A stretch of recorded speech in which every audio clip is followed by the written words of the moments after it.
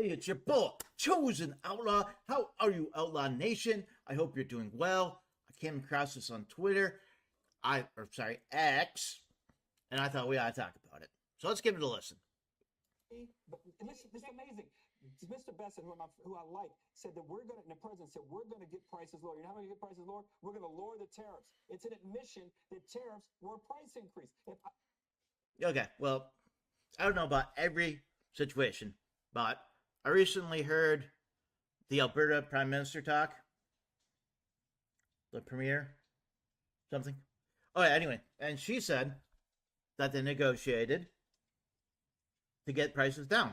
In fact, they don't pay tariffs on a lot of things because it's energy. But that was the goal all along. The goal wasn't always to keep the tariffs at a high price. It was to negotiate to get prices down. That was the plan all along. It was never not the plan. So, I guess good job, White House. I mean, that was always the plan. Give them high tariffs, and then when they agreed to our stuff, we lower the tariffs. Trump's been out front about that the whole time. And I'm not strongly Republican or strongly Democrat. If anything, I cardinally conservative. But I think that was pretty obvious from the beginning. Go listen to Trump's speeches. I was president of the United States, and I had the party. My party took control in the House and the Senate. I wouldn't be complaining. It's not coffee because we don't make coffee in America. I wouldn't be complaining if I had the House, the Senate, and I was the president about how the guy before me, a year before me. Okay, so let's talk about a couple things. Yes, we should absolutely make coffee in America. Someone should get on that.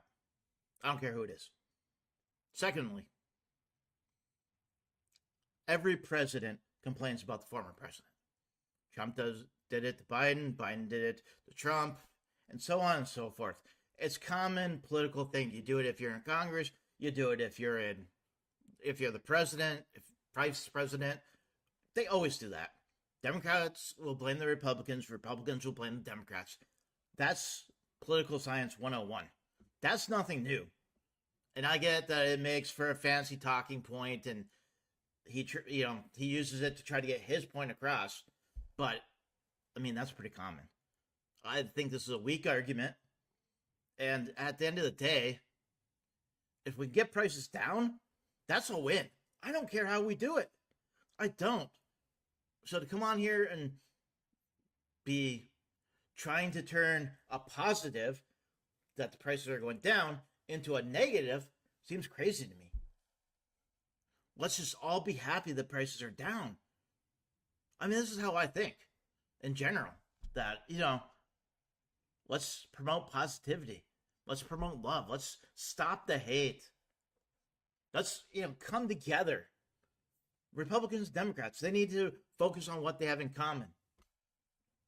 For example, and I use this all the time, the Democrats wanted electric cars. So they went all the way to one direction. Yeah, we're going to mandate electric cars. Blah, blah, blah, blah, blah. You have to have an electric car. And then so that forces the Republicans to go to the other side. And they're like, oh, gas, gas, gas, gas. But the point is, there's a middle ground. Hybrid cars. I have a friend who's very much a gas consumer because we live in an area where electric cars aren't practical. There just aren't chargers everywhere. In fact, the charger that he has in his house is probably the only charger that he has access to for an hour and a half or to 2 hours away. You'd have to travel.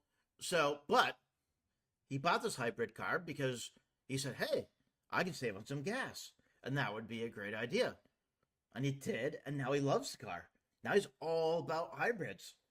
And that's the kind of common sense things that we should be doing. Not only in politics, but in everything. Let's focus on what we have in common, not what separates us, and let's meet in the middle. And that's your outlaw talk. That's my TED Talk. Have a great day.